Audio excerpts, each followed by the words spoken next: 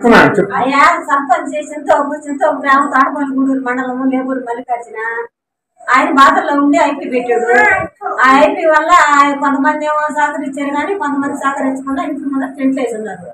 ఆ టెంట్లు వేసిన దాని వల్ల ఇంట్లో వాళ్ళు బయటకు పోలేకున్నారు, బయట వాళ్ళు ఇంట్లోకి రాలేకున్నారు.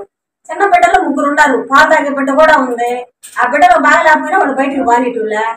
వాళ్ళు బయటకు బాని దాని వల్ల ఇంట్లో చాలా ఇబ్బందులు పడుతున్నాయి. మేము ఇచ్చినా కూడా మమ్మల్ని నాన్న బూతులు అడుగుతున్నారు, పక్క వాళ్ళని కూడా అడుగుతున్నారు.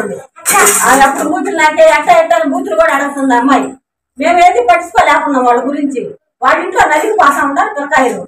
వాళ్ళ గురించి ఒకరు మీరు పట్టించుకుంటే దానికి ఒకరు న్యాయం చేసినట్టు అవుతారు. పోయా వాళ్ళేమో ఆడపిల్లకాయలు అయిపోయా, చిన్న చిన్న బిడ్డలు అయిపోయా. ఆ బిడ్డల గురించి బాధపడుతున్నాము.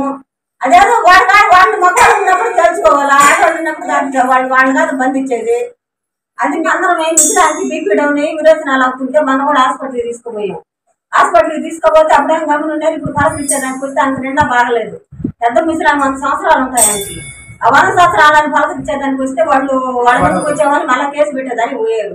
దానికి పోలీసు వాళ్ళు ఒకరు మాకు సహకరిస్తే బాగుంటది, వాళ్ళు ఒకరు రిలీఫ్ గా ఉండేటట్టు చూడమని చెప్తున్నాము. గ్రామస్తులు కూడా వచ్చేదానికి పోయేదానికి పలకరించేదానికి కూడా లేకుండా ఉంది.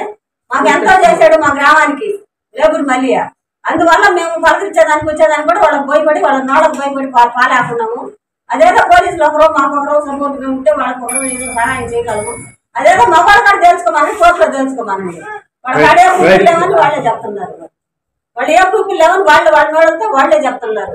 ఆ ప్రూఫ్ లేకుండానే వాళ్ళు టెంట్లు వేసి ఇబ్బంది పెడుతున్నారు ఇంట్లో వాళ్ళని, వాళ్ళని. ఎవరు మాట్లాడినా కూడా వాళ్ళని మారణంగా మాట్లాడుతున్నారు. మేము మాట్లాడి వీడియో చేస్తున్నారు కానీ వాళ్ళు మాట్లాడినవి మాత్రం బయటకు రావటం లే. మేము ఎంటున్నాం రోజు వస్తా పోతా ఇళ్ళ పక్కన కూడా వెళ్ళాము. దానికి ఒకరు మీరు పోలీసు వాళ్ళు ఒకరు న్యాయం చేస్తే బాగుంటది.